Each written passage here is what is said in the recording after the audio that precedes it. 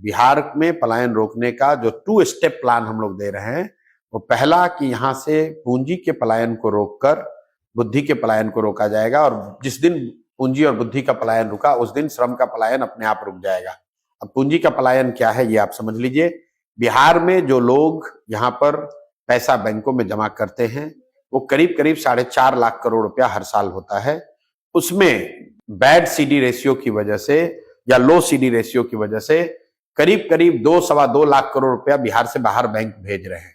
तो जन स्वराज का पहला स्टेप ये है कि इस बैंकों के जरिए होने वाले पूंजी के पलायन को अगर रोक दिया जाए तो बिहार में 2 से 2.5 लाख करोड़ रुपया एक्स्ट्रा हर साल निवेश होने लगेगा, जो कि बाहर के उद्योगपतियों का पैसा नहीं है, बिहार के लोगों का पैसा होगा।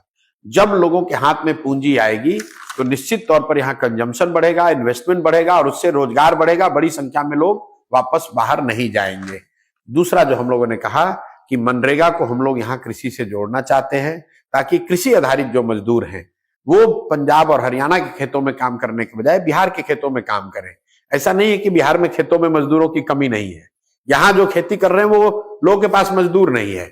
और मनरेगा में बिहार सरकार का यूटिलाइजेशन है 40%, क्योंकि इनके पास मनरेगा के अंतर्गत काम कराने के लिए ना पैसा है, ना साधन है, ना व्यवस्था है। तो हम लोग ये कह रहे हैं कि हम मनरेगा का पैसा जो हम लोग सरेंडर कर रहे हैं दिल्ली में, उस पैसे को लेकर आएंगे और मनरेगा के तहत मजदूरों को किसानी से जोड़ा जाएगा।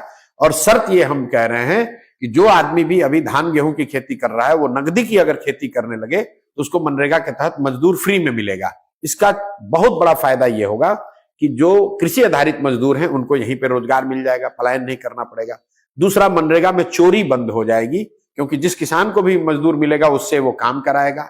तीसरा, सबसे बड़ा, जो एग्रीकल्चर प्रोडक्टिविटी है वो बहुत तेजी से बढ़ेगी, क्योंकि जो 1 बीघे में अगर आप 1 एकड़ में आज आप धान उगा रहे हैं, कल शायद मजदूर उपलब्ध हो तो वहां पर आप लहसुन उगाने लगेंगे या कैश क्रॉप उगाने लगेंगे, उससे आपकी इनकम बढ़ेगी।